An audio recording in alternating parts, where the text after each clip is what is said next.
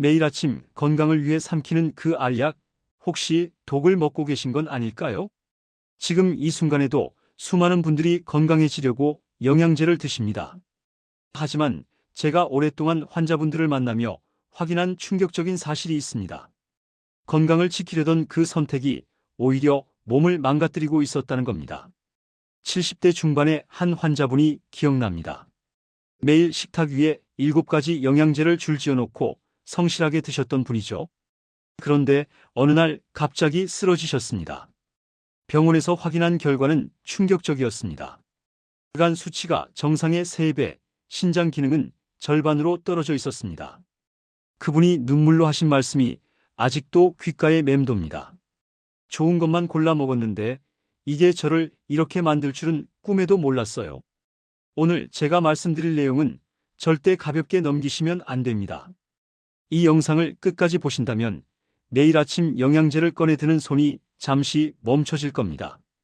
그 한 번의 망설임이 여러분의 생명을 구할 수도 있습니다. 혹시 주변에 영양제를 많이 드시는 분이 계신가요? 이 영상을 꼭 공유해 주세요. 사랑하는 가족의 건강을 지키는 일입니다. 그리고 지금 바로 구독 버튼을 눌러주시면 앞으로도 검증된 건강 정보를 가장 먼저 받아보실 수 있습니다. 많은 분들이 영양제를 비타민처럼 안전한 것으로 생각하십니다. 하지만 이건 위험한 착각입니다. 약은 질병을 치료하기 위해 정확한 용량과 기간이 정해진 물질입니다. 의사의 처방 없이 함부로 먹으면 안 되는 이유가 여기 있죠. 반면 영양제는 부족한 영양소를 보충하는 보조수단입니다. 치료가 아닌 관리의 도구인 거죠. 그런데 많은 분들이 이 둘을 혼동합니다. 피곤하면 비타민을 더 먹고 관절이 아프면 글루코사민을 추가로 삼킵니다. 좋은 거니까 많이 먹으면 더 좋겠지, 이렇게 생각하시죠? 음식은 또 다릅니다. 우리가 먹는 밥과 반찬은 자연 그대로의 형태로 들어와서 몸이 필요한 만큼만 흡수합니다. 남은 건 자연스럽게 배출되고요. 하지만 영양제는 다릅니다. 농축된 성분이 한꺼번에 쏟아져 들어오면 몸은 선택할 여유가 없습니다. 간과 신장이 그 부담을 고스란히 떠안게 되는 거죠. 특히 60대 이후에는 해독 능력이 젊을 때 절반 수준으로 떨어집니다. 예전엔 괜찮았던 양도 이제는 버거운 겁니다. 처음엔 느끼지 못하지만 시간이 지나면 피로가 깊어지고 소화가 느려지고 잠도 설치게 됩니다. 진짜 보약은 복잡하지 않습니다. 매끼 다른 색깔의 채소를 담고 하루 한 번은 단백질을 챙기고 2시간마다 물 한 잔씩 마시는 것. 이 3가지만 지켜도 대부분의 영양소는 충분히 채워집니다. 자, 그럼 이제부터 조심해야 할 5가지 영양제를 하나씩 살펴보겠습니다. 첫 번째부터 마지막까지 모두 중요하니 집중해서 들어주세요.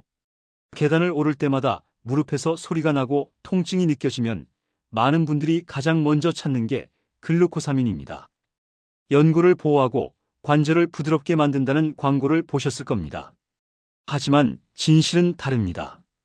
2006년 미국에서 1,600명을 대상으로 6개월간 진행한 연구가 있습니다. 글루코사민을 먹은 사람들과 가짜 약을 먹은 사람들의 통증 감소 효과가 거의 같았습니다. 차이는 단 4%였죠. 2010년 스위스 연구팀도 비슷한 결론을 냈습니다. 3,800명을 분석한 결과 눈에 띄는 효과가 없다는 겁니다. 문제는 효과가 없는 것에서 그치지 않습니다. 글루코사민을 오래 복용하면 간과 신장이 계속해서 이 성분을 처리해야 합니다. 몸속에서 실제로 연골로 바뀌는 양은 극히 적고 나머지는 전부 해독해야 할 짐이 되는 거죠. 처음엔 가벼운 피로로 시작합니다. 그러다 소화가 더뎌지고 식욕이 떨어지고 몸이 붓는 느낌이 듭니다. 60대 이후에는 같은 양을 먹어도 부담이 2~3배 커집니다. 위가 약한 분들은 속쓰림과 구토까지 겪을 수 있습니다. 또 한 가지 조심해야 할 점이 있습니다. 글루코사민은 대부분 새우나 게 껍질에서 만듭니다. 해산물 알레르기가 있는 분들은 두드러기, 호흡곤란 같은 심각한 반응을 겪을 수 있습니다. 당뇨가 있는 분들도 주의해야 합니다. 글루코사민은 당질의 일종이라 혈당 수치에 영향을 줄 수 있거든요. 그럼 관절은 어떻게 지켜야 할까요? 가장 중요한 건 체중 관리입니다. 체중이 1kg 늘면 무릎이 받는 압력은 3kg에서 6kg까지 증가합니다. 하루 30분 걷기만 꾸준히 해도 무릎 주변 근육이 단단해지면서 관절이 안정됩니다. 음식도 도움이 됩니다. 연어나 고등어 같은 생선에 들어있는 기름은 염증을 줄여줍니다. 시금치, 브로콜리 같은 녹색 채소에는 연골 보호 성분이 풍부하고요. 생강이나 강황 같은 향신료도 관절염 증상 완화에 효과적입니다. 결국 중요한 건 생활 습관입니다. 꾸준히 움직이고 제대로 먹고 충분히 쉬는 것. 이 세 가지가 무릎을 살리고 여러분의 걸음을 오래도록 지켜줄 겁니다. 비타민은 몸에 좋다. 이건 누구나 아는 사실입니다. 하지만 많이 먹으면 더 좋을 거라는 생각, 이게 바로 함정입니다. 특히 조심해야 할 건 비타민 A입니다. 흡연자가 고용량 비타민 A를 장기간 섭취하면 폐암 위험이 증가한다는 연구 결과가 여러 번 나왔습니다. 핀란드에서 진행된 연구에 따르면 남성 흡연자 1,900명이 8년 동안 베타카로틴을 섭취한 결과 폐암이 18%나 증가했다고 합니다. 비타민 A를 하루 권장량의 10배씩 몇 달간 복용하면 골반 골절 위험이 40%까지 증가한다는 서울대학병원 연구도 있습니다. 건강을 지키려던 선택이 오히려 독이 된 겁니다. 비타민 D도 마찬가지입니다. 지용성이라 몸에 쌓이기 쉬워서 과량 섭취하면 신장에 결석이 생기거나 기능 이상이 올 수 있습니다. 특히 임산부는 조심해야 합니다. 비타민C를 하루 1000mg 이상 오래 복용하면 설사나 신장 결석 위험이 커집니다. 세계보건기구에서도 이에 대해 경고하고 있습니다. 비타민은 음식으로 섭취할 때 가장 안전합니다. 신선한 채소와 과일, 통곡물, 생선, 달걀만으로도 필요한 양은 충분히 채워집니다. 당근, 호박, 시금치에는 비타민 A가, 귤이나 딸기에는 비타민 C가 풍부합니다. 견과류에는 비타민 E가, 우유에는 비타민 D가 들어있죠.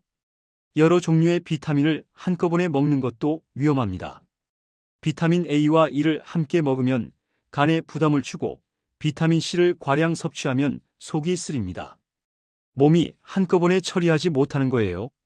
건강은 양이 아니라 균형입니다.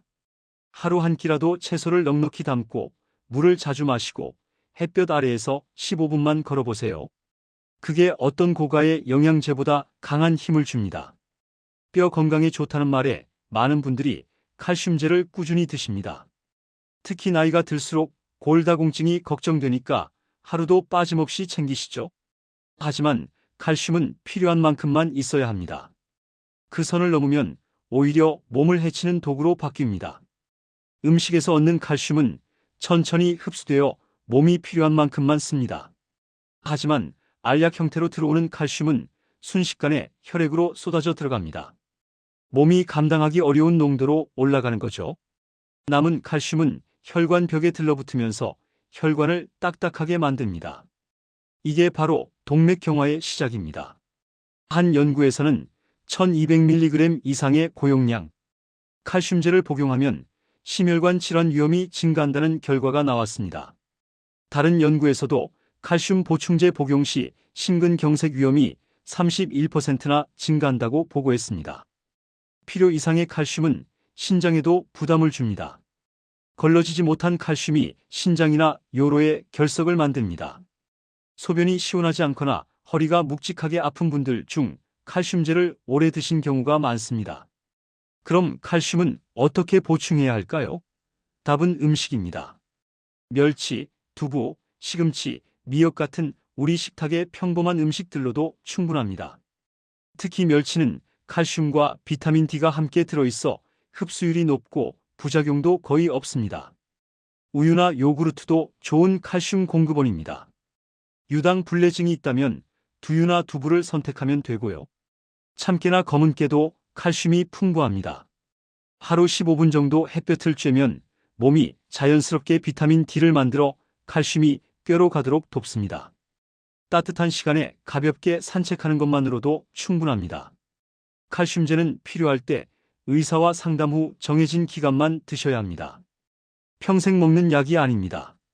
혈관을 깨끗하게 하고 심장을 지켜준다는 말에 많은 분들이 오메가3를 드십니다.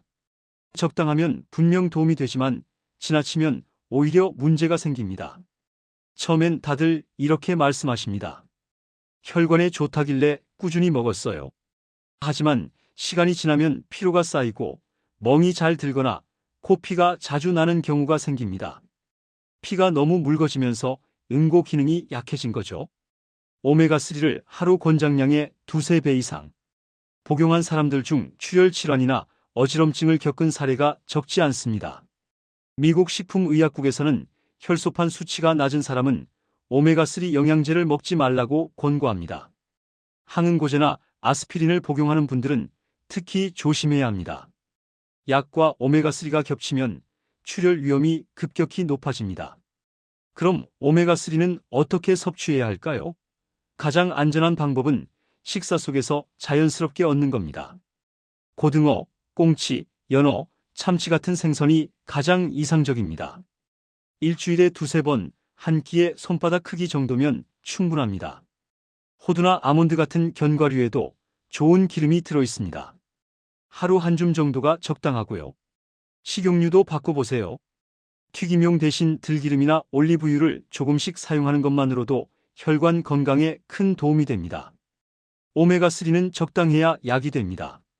많이 먹는다고 혈관이 더 깨끗해지는 게 아닙니다. 이제는 집집마다 하나씩 있는 종합 영양제, 비타민, 미네랄, 아연까지 한 알에 다 들어있다니 편하다고 생각하시죠? 하지만 그 편리함 속에 가장 큰 함정이 숨어 있습니다. 대부분 이렇게 말씀하십니다. 종합이라서 괜찮을 거예요. 부족한 걸 다 채워주잖아요. 하지만 종합 영양제의 진짜 문제는 이미 다른 영양제와 겹치는 성분이 너무 많다는 겁니다. 비타민 A, D, E, K처럼 지용성 성분은 몸에 쌓입니다. 천천히 배출되기 때문에 겹쳐 먹을수록 몸속 농도가 점점 높아지죠. 그게 바로 피로, 두통, 구역감 같은 이상 신호로 나타납니다. 예전에 상담했던 한 분이 기억납니다. 건강을 위해 아침엔 종합 영양제, 점심엔 루테인, 저녁엔 오메가3를 드셨습니다. 그런데 이 세 가지 안에 비타민 A와 E가 모두 들어 있었어요. 결국 하루 권장량의 3배를 매일 섭취하신 겁니다.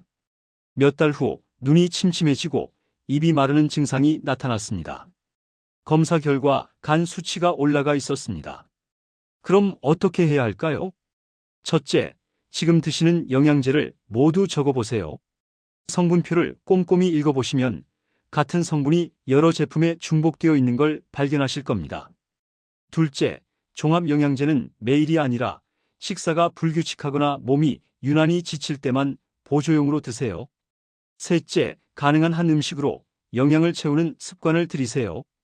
콩, 견과류, 생선, 채소, 달걀.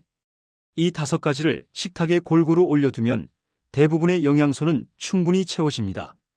넷째, 만성질환으로 약을 드시는 분들은 반드시 의사나 약사와 상담하세요. 약과 영양제가 서로 영향을 줄 수 있습니다. 종합영양제는 안심용 알약이 아닙니다. 건강은 숫자가 아니라 균형입니다. 오늘 말씀드린 5가지 영양제, 글루코사민, 고용량 비타민, 칼슘, 오메가3 종합영양제가 모두 나쁘다는 말이 아닙니다. 다만 필요한 만큼만, 몸이 원할 때만 드시라는 겁니다. 무조건 많이 먹는다고 건강해지는 게 아닙니다. 적절한 균형을 맞추는 것이 중요합니다. 내일 아침 알약을 드실 때 한 번만 멈춰서 생각해 보세요. 이게 정말 내 몸이 원하는 건지 아니면 그냥 습관으로 먹는 건지 말입니다. 그 한 번의 질문이 여러분의 건강을 되찾는 시작이 될 겁니다. 건강은 멀리 있지 않습니다. 매일 먹는 밥 한 그릇, 30분의 산책, 햇빛 아래 15분. 이런 작은 습관들이 모여서 진짜 건강을 만듭니다. 약통을 내려놓고 식탁을 돌아보세요. 그곳에 진짜 답이 있습니다. 여러분의 소중한 건강을 지키는데 이 영상이 조금이라도 도움이 되셨다면 구독과 좋아요 버튼을 꼭 눌러주세요. 여러분의 작은 관심이 더 많은 분들에게 올바른 건강 정보를 전하는 큰 힘이 됩니다.